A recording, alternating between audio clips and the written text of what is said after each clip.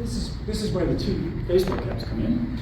And I think the next time I'm going to have a calabash pipe that has a laser pointer built in.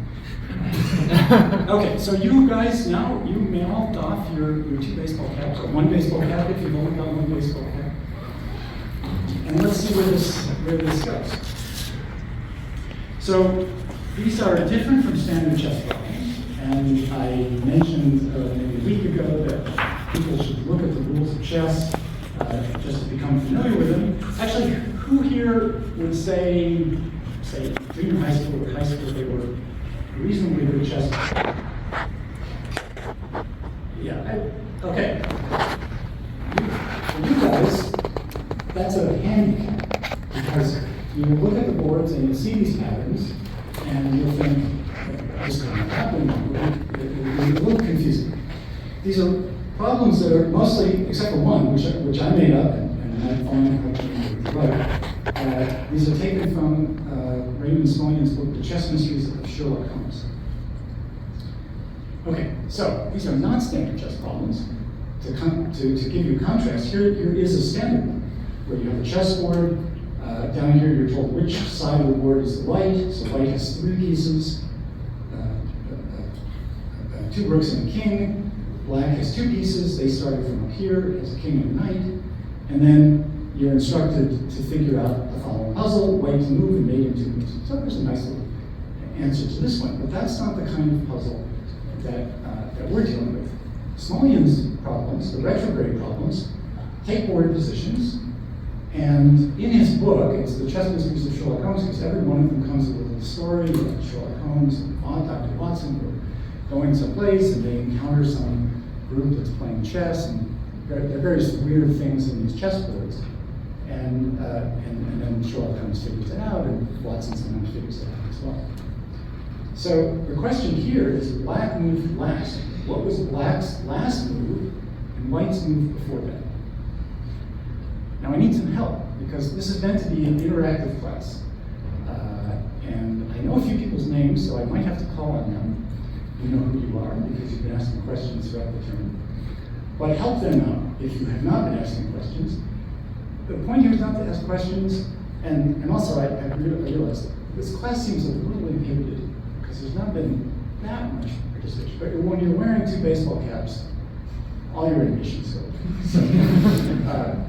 So the main thing to do is some observations. So black only has 1 piece, which is the king. So it's clearly the king had moved. Now, what can you tell me about that king? Where could that king go? Where could it have come from, I should say? Okay.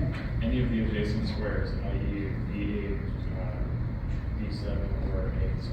Right, it could be here or here or here, but there's a rule about kings being next to each other.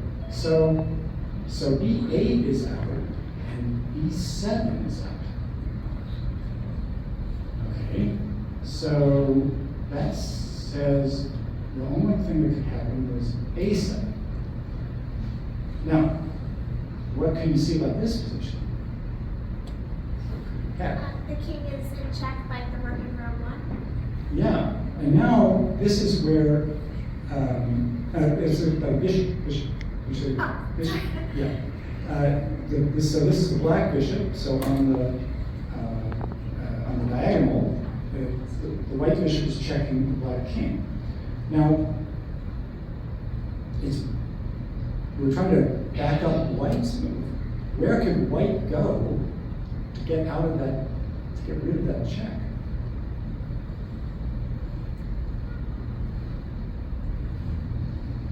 Looks like it's nowhere. Looks like it's nowhere. Okay, so this is kind of like the situation you're in when you're debugging and you look at a chord dump and you see some tangle of pointers and you think, that just can't happen. Okay, but sometimes you have to think a little harder because it can happen. Now, the reason, I mean, the problem is that this bishop is blocked by this pawn, so it can't move up this diagonal. And on this diagonal, we have kept the king in check, and you're not allowed to sort of move away from having checked the king. Okay? So the only other possibility is that there was a blocking piece here, or here, or here, or here, or here. Now, obviously this king couldn't have moved, I mean, the king couldn't have moved to either, the king the closest would have been to this square here, to C5. So the person I should be using the laser pointer, if I can just put that there.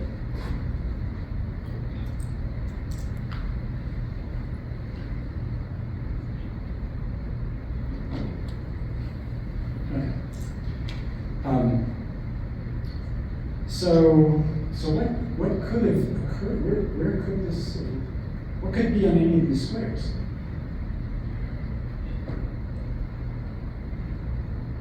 There's a big hint. How about a piece that's not there anymore? Jack? Is that knight on B6? A knight on B6. That is exactly right. So the point is that the knight would have moved away. So we in fact did not completely characterize the black king's set of possible moves. The black king moved out of the corner, and then we had to undo the taking of the knight, which I didn't show you. Okay, but then the previous move could have been like this. So now when you go forwards, it's the knight moves to the corner. Checking, king's in check, king takes the knight disappears. Okay, everybody see how that works? So, I actually think this is debugging in a nutshell. It's not everything, because in fact we found that it was a specific thing that happened one step previously, and then another thing that happened another step previously. Whereas in debugging, you have to also take jumps, many jumps, trillions of instructions back in the event sequence, if you can. But it demonstrates what it means to reason about the order of events in the past. The current state, the rules of the game, provide some constraints about what these events could be. And the thing that I like most about this is the removal of evidence from the scene of the crime. In the retrograde chess problem, one piece takes an opposing piece and gets taken from the board. In your program, either you have an indirect, a destructive update, maybe it's an assignment to a pointer, maybe it's just an assignment to a local variable. Anyway, a value in memory is overwritten, and that could have been an important clue, but sometimes you can deduce that overwriting took place. Sometimes you can even deduce what the value was that was overwritten. So the main thing about retroactive debugging is that in thinking about, in trying to debug a program, you're at the symptom, you don't know exactly where this fault is, but you need to be thinking as well about what clouded what in the period, in the assembling period. Okay, so now I want to go back in history to 1994. I came back from sabbatical, and I was one of 4 faculty members who were teaching what was then called CS367, which was data structures. And we all decided we would do the same problem sets, the same programming problems for the 4 sections of the class. And my colleague, retired colleague Mark Solomon, had what we all thought was a great idea. He said, we're going to take the poem, the Song of Hiawatha, and the students will do a concordance of the words. They will build a data structure that is a dictionary of all the words that appear in the Song of Hiawatha. And they're going to do it 4 different ways in 4 of the different programming assignments. The first one they're going to use linked lists, and the second one they're going to change linked lists to linked lists with the move to front heuristic, which typically speeds things up because words get reused, and so you can find them earlier if they've been moved to the front of the list. And in the third one, they're going to do a balanced tree, so that you've got logarithmic time for lookup instead of potentially linear time. And the fourth one, they would do a hash table. So we thought this was a great idea because there would be rewards to the students every time they did a programming assignment. They would run their program, they could time it, and they would see faster, much faster. And in fact, it went from something like 2 minutes on the computers that they were using in those days to about, 2 or 3 seconds with a hash table. So it was pretty, from that standpoint, it was really good. But what we heard from the students was, we hate the Song of Hiawatha. They were fed up with the song hierarchy, at least after the second one. So in this case, in the second one, we move to front heuristic. So if the before situation is that you have wolf, bear, badger, fox, and badger does appear in the song hierarchy. If you do look up badger, then you're supposed to return true, and it's supposed to change the list so that badger moves from its old position as the third element of the list to the first element of the list. And so a student came to me, and the first symptom was, he says, my program it never comes back. I start it up, and it never comes back. So it's apparently an infinite loop. So we fired up the program, let it run for a little bit, hit Control-C in GDB. That got us, it said, you're in print. We could have been anywhere, but we were in print. So we did next for a few steps. Then we started to look around at the elements, and then the sort of beginning, which is the beginning of the list, the head of the list, and then d.elements arrow next, arrow next, and stuff like that. And then we uncovered symptom 2, which was this cycle, and the list was only of length 1, a length 1 circular list. So this is the sort of thing where you think, wait a minute, how could this happen? You know, I'm only doing linked list operations, but clearly there was some sort of explicit assignment to the next field in the past that was bad. So the first question is, what code assigns to that field? Well, the list constructor assigns null, possibly not a likely one. Lookup does the rearrangement from front, and insert puts in a brand new node at the beginning of the list. Well, both of these involve sort of boundary conditions. The beginning of the list is, can be special. If you screw up the way things look at the beginning of the list, maybe you could get into trouble. So the student had implemented lookup by means of a trailing pointer search, and that's so that you can rearrange the list if you find that this is the element that you're interested in. You're going to change the aft pointer's next field to bypass it. Then you change the fore pointer to be pointing to the head, and then you change elements of that, and then you move the head to the head of the list. So we looked at some special cases, and this was the situation. He had wolf at the head as the first element of the list already, and then his 3 pointers were all right at that first list element, which doesn't look so good. But what happens is that his splicing code basically did a no-op for this configuration. Right? The aft pointer next gets fore pointer next, but they're both pointing to the same place. It was just overwriting the next field with the same value. But the next one takes the fore pointer next and assigns the value of head, which is the same element. So there you are. And then the other ones actually don't do anything, and that explained the problem. Okay, so let's back up. And shortly we're going to do another one of these problems. But it seems to me there's sort of 4 things that this is good, that these retrograde chess problems are good for. They have this characteristic about removal of evidence. In the retrograde chess problem, that was the example was the knight was removed, and debugging, variable value of the corner field could get overridden. Living within constraints. So in chess, that's the rules for moving pieces. The king cannot move into check. In debugging, it's the semantics of the programming language. Then there are special or extreme cases. So pawn promotion or pawn capture en passant. In retrograde debugging, it's boundary conditions like initialization or special cases. And then there is this impossible looking situations, right? We saw that. We saw that with this last move, it had to go down from the 7 square to the 8 square in the Queen's Rook file. In retrograde debugging, could be corrupted list like we saw a cycle at the head element. These are puzzling things that you look at and you just sort of say. But at first you say, wait, this can't happen. Okay, so back to 1978, before we do another retrograde chess problem. So Tim had joined the faculty a few years earlier and had not really gotten his research program going and didn't have any research students. I had graduated from college, I was at loose ends.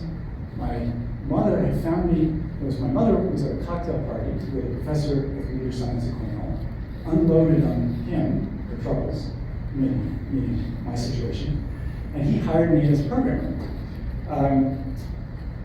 But I hadn't done anything yet. This was when there was a meeting that Tim came to the very first week, and he said, look, the Cornell Computer Science Department has just finally, after endless discussions, bought a PDP 1160 computer. Cornell was very theoretical, and it was a question, could we actually sully ourselves by actually having a physical machine in the program? And so one of the graduate students had written a very nice editor, those of Emacs, something like that. And Tim said, I had a dream of making a system that would allow you to edit programs and also run them and debug them all packaged up as one thing, and I'm looking for help. So my mother's friend could come and I said, well, Tom just showed up and he's not doing anything, he's yours.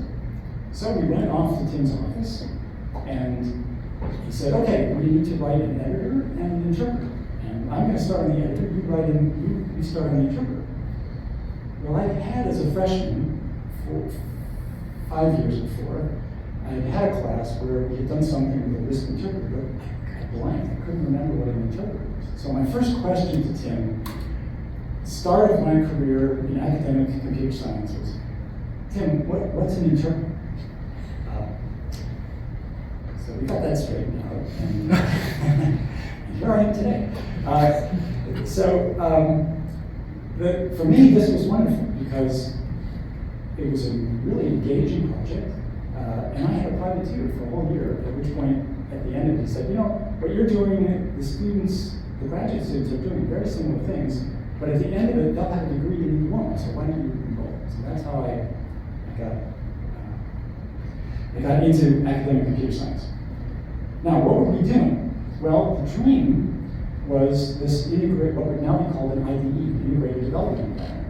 And what we did, the problem was, so Tim, I said, had not gotten much a research project off the ground before then, but he had taken over the introductory programming class, CS100, which had 550 students every semester, and he'd done a fantastic job. And but the problem was, in those days, and my sister had taken this a couple of years before, all the programming was done with key punch machines and cards. And you took this card deck and you put it into this loader that you see in the lower left-hand corner, and waited minutes until your answers came back. And sometimes your answer was, oh, you're missing the semicolon, didn't compile the program.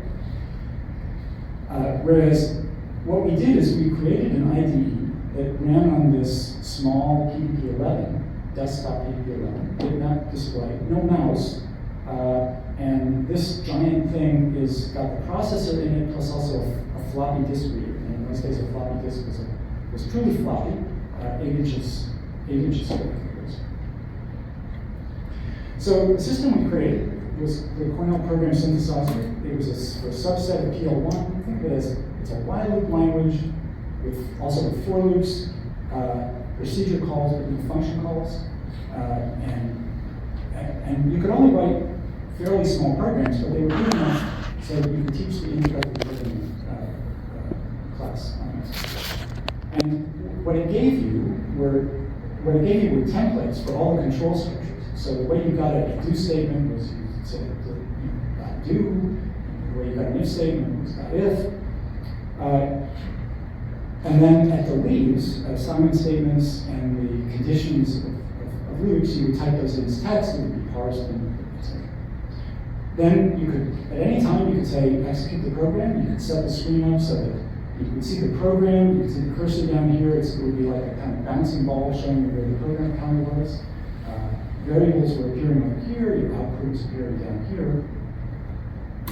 And then at edit time, it had an interesting feature, which was that if you had an undeclared variable, it would be highlighted. All uses of that variable would be highlighted. So for example, here I've clipped out the declaration of J, and the two places in the program where J is used got highlighted, and if you then put it back in, all that highlighting would go away.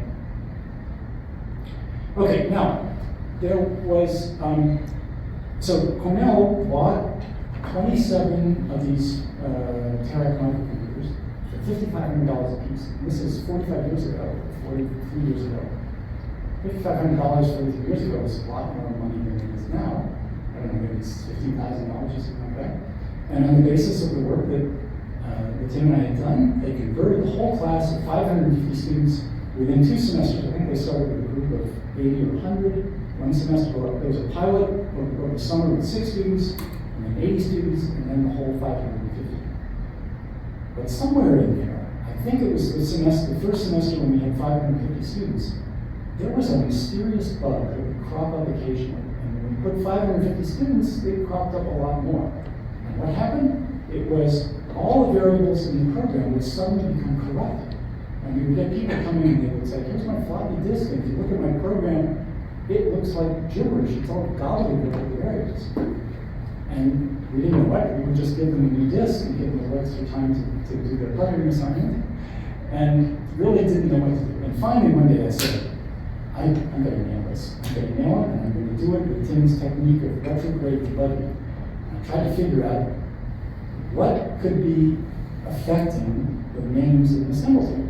Well, there were a couple of places where, like when you deleted this declaration, we would just use brute force. We would just throw out the old symbol table, and we'd go through the tree. So it's this abstract syntax tree with the textual leaves. And when we got to a textual leaf, we would reparse it. And if it was a declaration, we would put the name of the variable in the symbol table. Now, the buffer in which we did the parsing, it turns out, I think, we didn't zero it out. And we used Sentinel search. And Sentinel, if I remember correctly, was a quote character. And in PLC, this variant of PL1, a quote was not just the character at the beginning of a string constant, but it was also the escape character that was used. So the quote was considered quote. So the bug turned out to be something like there was garbage in the buffer, a quote at a certain point where the student's text was put into the buffer, ended with a quote that was the sentinel next to the other quote, so you got a quote, and it looked like, and then the scanner would just sort of say, oh, I just saw a quote, I haven't gotten to the end, I haven't found the sentinel yet, and it would keep going. So, and I found a second way of doing it too, I don't know, right? So then I was so pleased, I sauntered into Tim's office, and I sang, when there is garbage in the buffer during scanning, programmer's life is not a happy one. Which it is. I mean, Gilbert and Sullivan is at the same time as Sherlock Holmes, so it's the way through. Okay. So let's do another one. So here, what we have is White has 12 pieces. No games, it's just Smullian playing around with the constraint system of chess. So black is missing 2 pieces, okay? So let's take a census. I think my next slides give us the census. So black is missing 2 bishops. The black square bishop that started there, and the white square bishop that started there, and white is missing 2 pieces. 2 bishops that started here and here, the queen, and the other knight.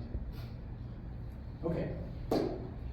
All right, fellow detectives, what can you observe about some of these pieces and constraints?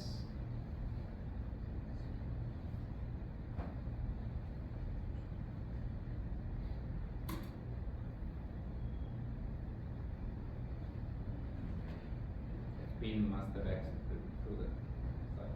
What's that? The queen must have exited through that side. the queen must have exited through here, correct. Okay, so that sets up some constraints which says that, and how did this pawn get from here to here? That was a capture, okay. So that says, before the queen could get out, there was a capture of one of the black pieces, one of the black bishops. Now, what can you tell me about what do the pawns tell you on the black side? But there are two captures on the black side. Two captures, okay, so we've got two white captures, the positions accounted for, although we don't know what has been captured. But we've got four pieces that were captured. Now, what can you tell me about the bishops, the white bishops? The white bishops never moved. The white bishops never moved because they're blocked by these pawns, and pawns can't ever go backwards. So, because the pawns are here, they never went forwards. Okay, so that means a bishop was captured here, a bishop was captured here, leaving two white pieces that were captured here and here. Okay, so we've narrowed it down. The white queen's captured either here or here. Any other constraints you can see?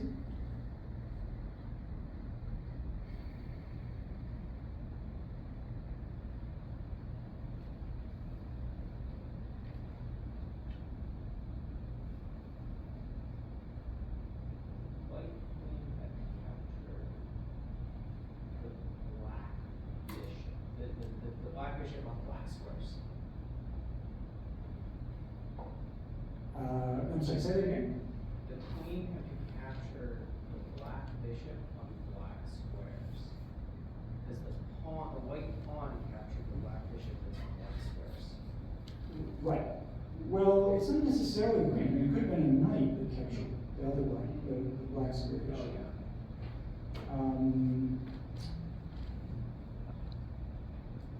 But you said that the white bishop was captured here. So that actually tells you something. There's another observation here about how did the white bishop get there? About the black bishop get the black bishop on the white squares? How did it get from here to here?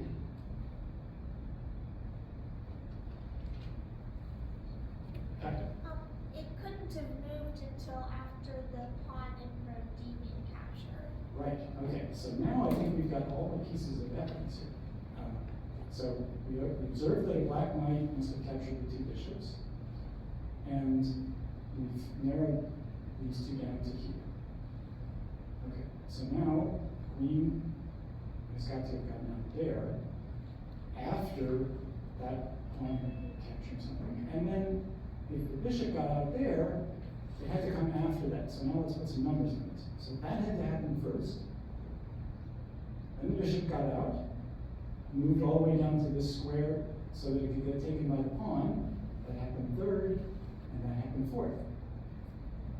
And so that means that the knight was captured there, and the queen was captured from that square. Okay, got it. All right, so I'll say a little bit more about 1994 debugging from this class, this data structures class.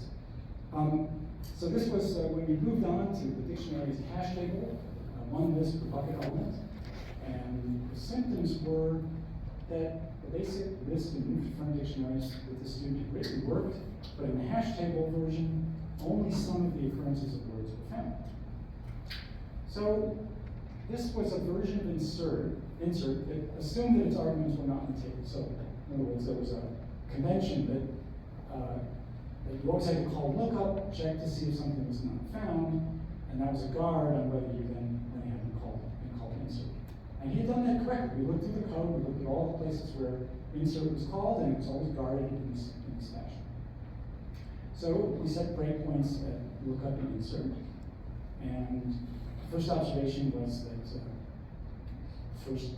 one of these looked fine. There was a lookup of whence, returns not found, inserted whence, and then a little later, it encountered the word whence again. It did a lookup which returned not found. Well, wait a minute, we just put it in the hash table.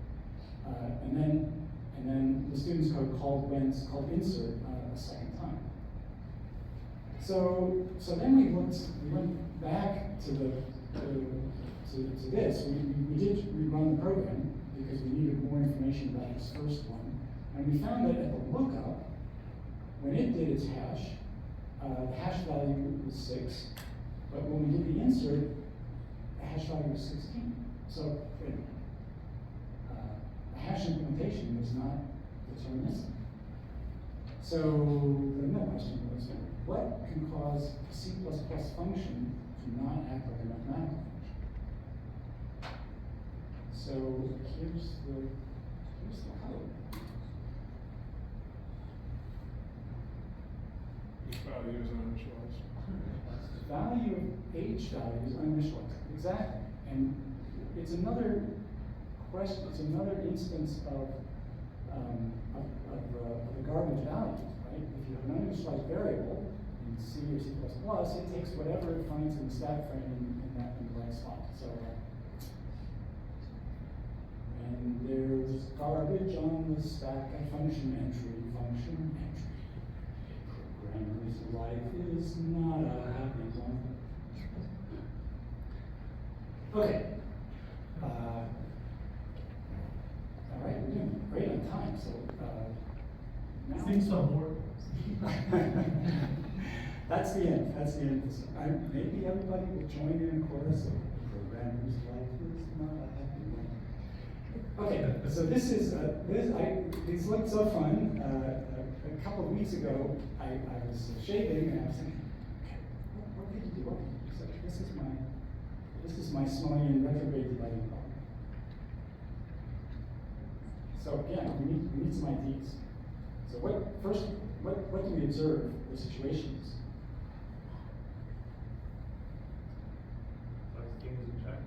Black king is in check, and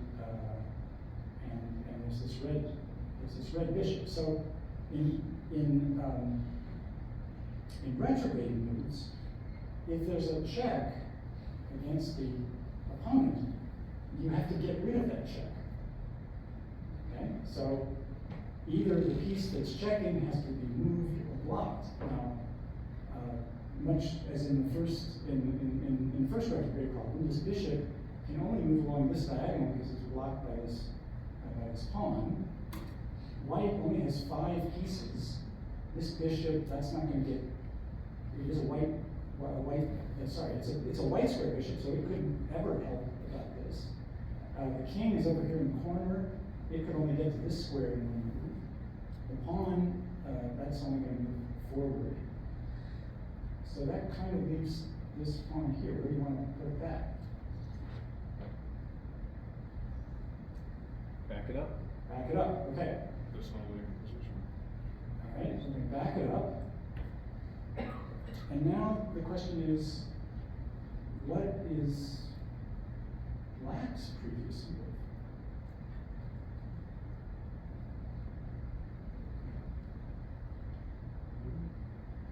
So one thing you notice is that the white king is in check. And so one thing we said about that was that in backing up, you have to take your opponent out of check. If in forwards you bring your opponent in check.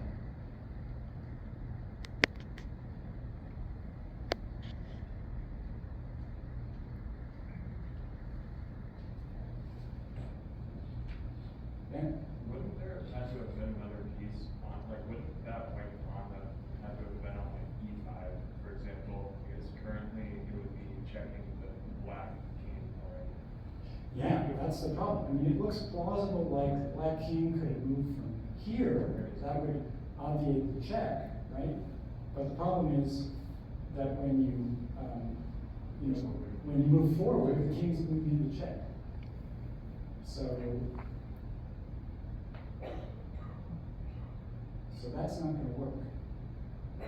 Okay, so let's go back to our original position. And we now have to say there was some other piece other than the white pawn here that anyone suggested. So what could that have been?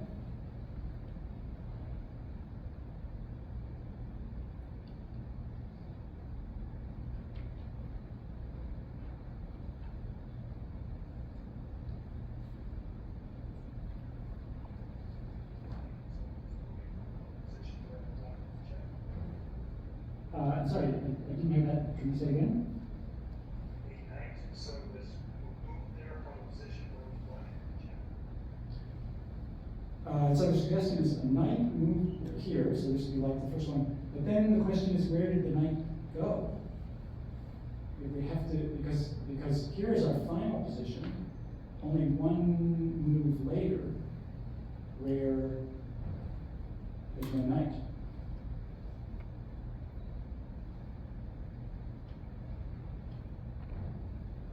So white would have to make a move that did something where the pieces are, the 5 pieces are in this configuration, and something that was here, or something somewhere. There's black pawn there, and the white pawn captures it on this one. There you go. Okay. So this is a place where you want boundary conditions. When I consider boundary conditions, and one of the boundary conditions is this obscure move in chess called capturing a pawn en passant. So apparently, in the old days, you so what is en passant? Well, you could try. Well, actually, I'm gonna do another strong man. You might say, well, maybe the pawn captured something that was here. That doesn't fix this check, so that doesn't work. But capturing en passant is a diagonal capture by the pawn on a pawn that has immediately moved from its second rank to the fourth rank. So apparently in the old days, pawns could only move 1 square at a time. But then to speed up the game, they introduced a rule that pawns in their initial position could move 2 squares forward. But then that allows if you didn't change the rules anyway, that would allow this black pawn to escape the danger of capture diagonally by this white. So the rule of capturing a pawn en passant is on the next move, the following move,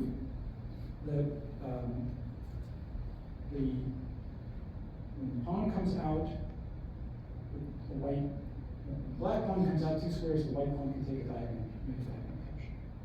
Okay, so that gets us, we now figured out white. We have plausible white first move, and plausible black first move. So we've got 2 of the 4 moves. Now what's the situation?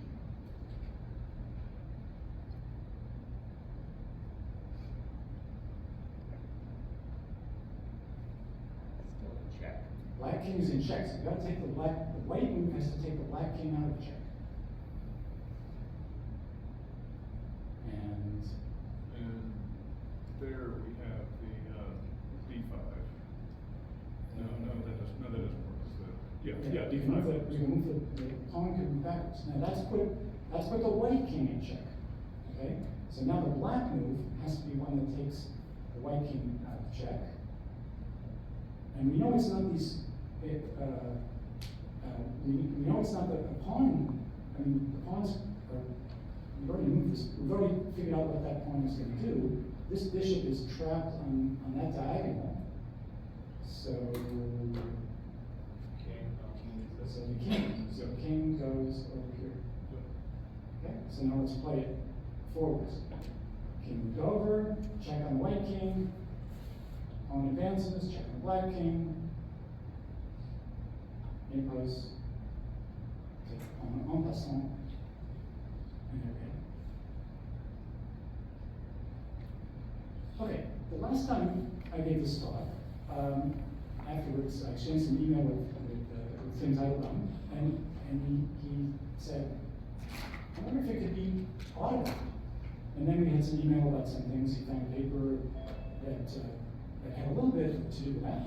But I realized that actually at Wisconsin there had been two projects, at least 2 projects that were related to this question of automating. So the first one was a class project in one of my classes done by Kashlal, John Lynn, who's sitting in the front corner here, and Marina Polchuk. And then, or no, I guess this was a Ben Whitlow class. And so then they wrote this paper for ESFP, which didn't exactly find wasn't guaranteed to find a characterization, an exact characterization of what happened in the past, but it gave some clues as to what could have happened in the past. And then Peter Ullman wrote a whole PhD thesis called Crash Scene Investigation. This is based on one of Ben Woodward's. And Ben Woodward was the supervisor, and this was one of Ben's NSF grants, which was doing post-mortem analysis, so just like what we've been doing with retrograde debugging, but it would also, so in order to make it sort of more possible for these deductions to be carried out, they would instrument the code so they would leave some sort of breadcrumbs that were, and then one could use those as observations to deduce things that had occurred in the past. And Dave Brown was part of some of that work. Yeah, I saw a couple of those papers. Okay, so I think this sort of is a snapshot of the things that I have to get across. I had this wonderful experience learning how to program a system, and in the course of that I learned about retrograde debugging back in 1978. This initial puzzle from the chess mysteries of Sherlock Holmes, it's the very first one to get you warmed up, I think is a fantastic one for illustrating the relevance of debugging, and then this table sort of categorizes what that relevance is. So, final thoughts. You're now in a good position to go make use of your retrograde debugging skills. And I have to say that I gave this lecture at 536, and 702, 704, and a bunch of different classes, 367. I've always had this feeling, it would be wonderful to walk into the computing rooms in the back and seeing someone wearing two baseball caps. But it never happened. So thank you for humoring me today with two baseball caps. And for those really tough bugs, you should just pull out lots of baseball caps. All right, thank you.